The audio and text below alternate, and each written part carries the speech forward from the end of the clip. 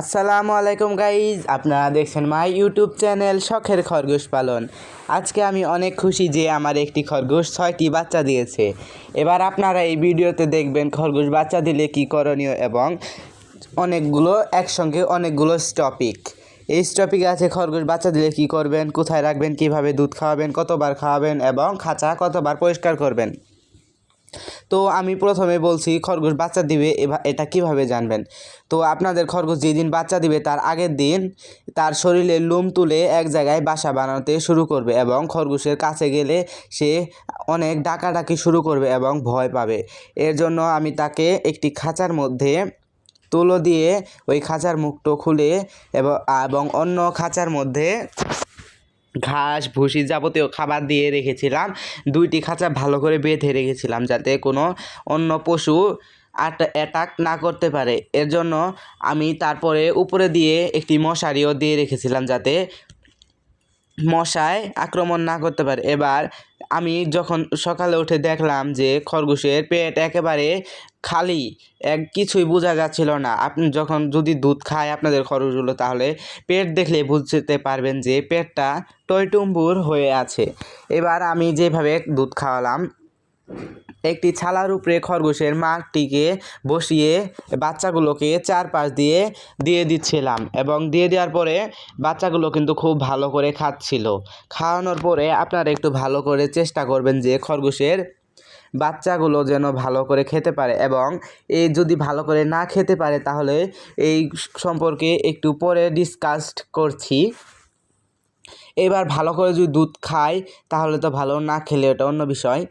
আপনার খরগোশকে দুধ বৃদ্ধি হওয়ার জন্য গরুর দানাদার খাদ্য কিন্তু খাওয়াতে হবে এবং তাকে ভুসি দুবলা ঘাস প্রচুর পরিমাণে দিতে হবে এবং ট্রিট হিসাবে তাকে কলা যাবতীয় জিনিস দিতে পারেন।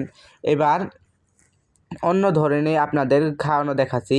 খরগোশের মায়ের কান এবং পিছনের পা দুটিকে ভালোভাবে ধরে বাচ্চাদের সামনে চিৎ করে শুয়ে রাখতে হবে। আপনারা দেখতে পাচ্ছেন আমার খরগোশটি কিন্তু খুব ভয় পেয়ে আছে এবং ছালাটিকে এক জায়গায় জড়ো করছে। এবার চিৎ করে শুয়ে বাচ্চাগুলোকে তার চারপাশে লাগিয়ে দিবেন। লাগিয়ে দেওয়ার পরে দেখতে পাচ্ছেন আমার খরগোশটি মাশাআল্লাহ কত সুন্দরভাবে খাচ্ছে। এভাবে খেলে তো ভালোই, না খেলে তো আপনার খরগোশে কী হবে সেটা আমি জানি না। এভাবে আপনি দুধ খাওয়াবেন, এভাবে দুধ খাওয়াবেন যাতে আপনার খরগোশের পেটটা সম্পূর্ণ ভরে যায় এবং না ভরে গেলে আপনি একটু ভালোভাবে খাওয়াবেন না। আপনি যদি দেখতে পান যে আপনার খরগোশটি দুধ খাওয়াচ্ছে তাহলে ভালো, আর যদি না খায় তাহলে আপনি বুঝবেন যে আপনার খরগোশে দুধ সরবরাহটা হচ্ছে না। এক্ষেত্রে আপনাকে প্রচুর পরিমাণ দুবলা ঘাস, কমলি শাক এবং ভুসি, গরুর দানাদার খাদ্য এগুলো সরবরাহ করতে হবে। আমি আমার খরগোশটিকে প্রচুর পরিমাণে খাবার দিয়ে যাচ্ছি। এর জন্যে মাশাআল্লাহ আমার খরগোশটি অনেক ভালো দুধ দিচ্ছে এবং আপনারা দেখতে পাচ্ছেন আমার খরগোশটিকে ধরতে গেলে কেমন করছে। এর জন্য আমি কিন্তু ধরে রেখেছি এবং আমার আম্মু আমার খরগোশের বাচ্চাগুলোকে এগিয়ে দিচ্ছে, খরগোশকে দুধ খাওয়ানো হচ্ছে।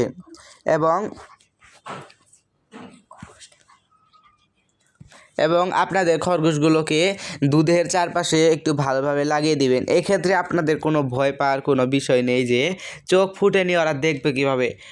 সত্যি কথা, ওরা এত পরিমাণ বুঝদার এবং পশমের একটু ছোঁয়া লাগলে ওরা বুঝতে পেরে যাবে ওদের মায়ের কাছে আছে এবং ওরা দুধ খোঁজাখুঁজি করে নিজেরাই খাওয়া শুরু করবে। আপনারা যেরকম দেখছেন, এবং যদি না পায় তাহলে একটু আপনারা কষ্ট করে ওকে 7টা দিন ধরে খাওয়াতে হবে। 7টা দিন যদি আপনি আপনার খরগোশকে টিকিয়ে রাখতে পারেন তাহলে ইনশাআল্লাহ আপনার খরগোশের আর কিচ্ছু হবে না, এটি আশা করা যায়। এবং এরপরের টপিকস হলো খরগোশের খাঁচা কীভাবে পরিষ্কার রাখবেন।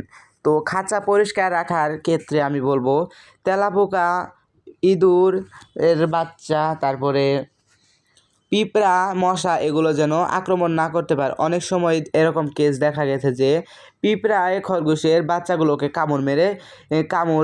কামড়ে মেরে ফেলেছে, ইঁদুরের বাচ্চা কামড়ে মেরে ফেলেছে, তেলাপোকা তো চামড়া একেবারে তুলে ফেলেছে এবং মশা শুধু চোখের কাছাকাছি কামড়ে একেবারে লাল করে ফেলে। ওই ক্ষেত্রে বাচ্চাকে বাঁচানো সম্ভব নয়। এই ক্ষেত্রে আপনাকে তেলাপোকা এবং ইঁদুরের বাচ্চার জন্য তাকে মুসুরি দিয়ে চারপাশটা ঢেকে রাখতে হবে এবং পিঁপড়ার জন্য চারপাশ দিয়ে পিঁপড়া মারার পাউডার ছড়িয়ে রাখতে হবে। এমনভাবে ছড়িয়ে রাখবেন যাতে খরগোশ ওইখানে না যেতে পারে, এবং আমি এইভাবে রেখেছি, সেটা ভিডিও করা হয়নি।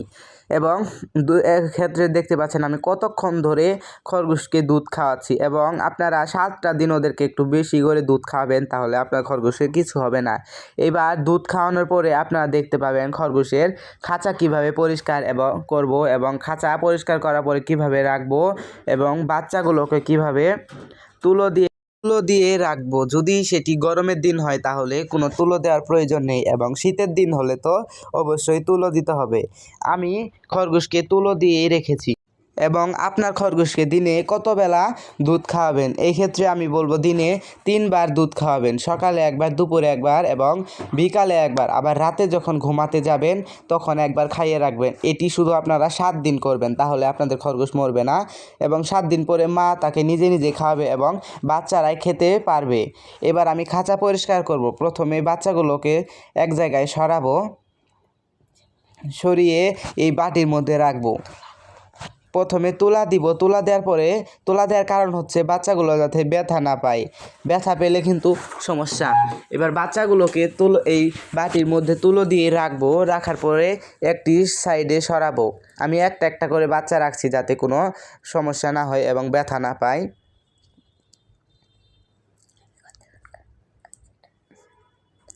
এবার এক জায়গায় সরিয়ে এবার খাঁচা পরিষ্কার করব। প্রথমে একটি খাঁচা ভালোভাবে পরিষ্কার করে ওর মধ্যে চটের ছালা দিব।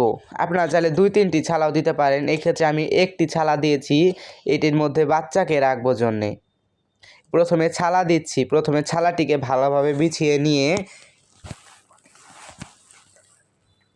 তারপর ওই চতুর সাইডে এমনভাবে লাগাবো। লাগানোর পরে দেখতে পাচ্ছেন 5মিশালি ঘাস। এই ঘাসটি আমি মূলত আমার খরগোশকে খাওয়াই দুধ বৃদ্ধি হওয়ার জন্য। এই ঘাসগুলো দিয়ে আমি এই খাঁচার মধ্যে ওর মাকে রাখবো। প্রথমে ঘাস দিচ্ছি। আপনার ঘাসটি এমনভাবে দিবেন যাতে খরগোশের যেন শুতে পারে, কারণ মা খরগোশটি যেন ভালোভাবে 4 হাত পা সরিয়ে শুয়ে থাকতে পারে। এক্ষেত্রে আমি কম করে একটু ঘাস দিচ্ছি, পরে আবার দিব। এগুলো খাওয়া শেষ হলে ঘাস দিয়ে তারপর মাকে রাখলাম। মাকে রাখার পরে এবার আমি বাচ্চার টেক কেয়ার করব। মাকে রাখার পরে খাঁচাটিকে এক জায়গায় সরিয়ে নিচ্ছি। এবার যাচ্ছি বাচ্চার খেয়াল। এবার বাচ্চার খাঁচা পরিষ্কারের সময় আগে প্রথমে তুলোগুলোকে পরিষ্কার করে নিচ্ছি, কারণ মা খরগোশটি যখন বাচ্চা দিয়েছিল তখন প্রস্রাব পায়খানা করে সব পচিয়ে একবারে শেষ করে ফেলেছিল। এই জন্য প্রথমে তুলোগুলো সরিয়ে নিচ্ছি। ভালোভাবে তুলোগুলো সরিয়ে নেওয়ার পরে আমি চটের ছালাগুলো তুলে ফেলবো। আপনারা দেখছেন আমি ভালোভাবে তুলে ফেলছি। এই তুলোগুলো শুকিয়ে কিন্তু আমি আবার পরবর্তীতে ব্যবহার করতে পারি। এখন এই তুলোগুলোকে একটি ট্রের মধ্যে নিয়ে অন্য জায়গায় আমি সরিয়ে রাখবো।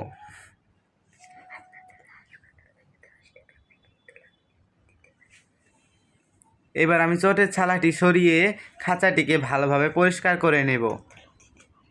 খাঁচাটিকে পরিষ্কার করে ভালোভাবে যেখানে রেখেছিলাম সেই জায়গাটা পরিষ্কার করব, যাতে পিঁপড়া ওর মধ্যে অ্যাটাক না করতে পারে। পিঁপড়া অ্যাটাক করলে কিন্তু আপনার বাচ্চাগুলো সব মরে যাবে, আর একটাও আপনি খুঁজে পাবেন না।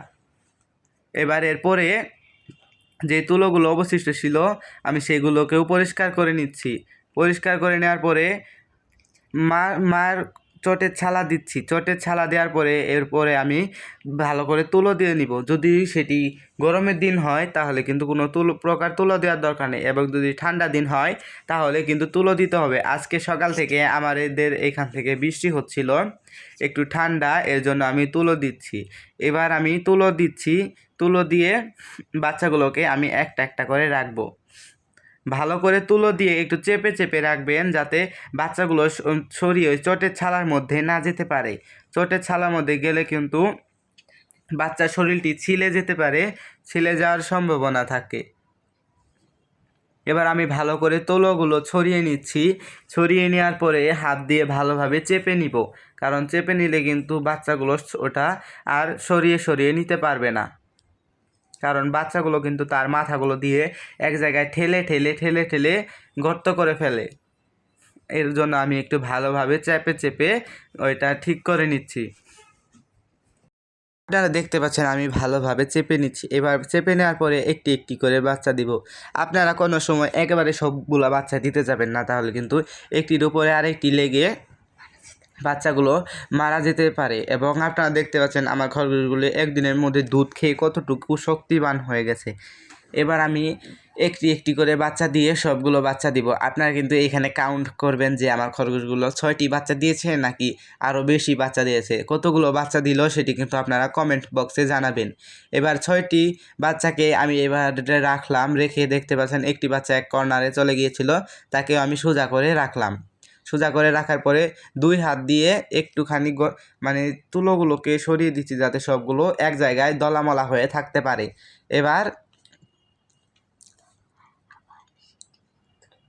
এবার বলবো আপনারা খরগোশের মাকে কি খাওয়াবেন।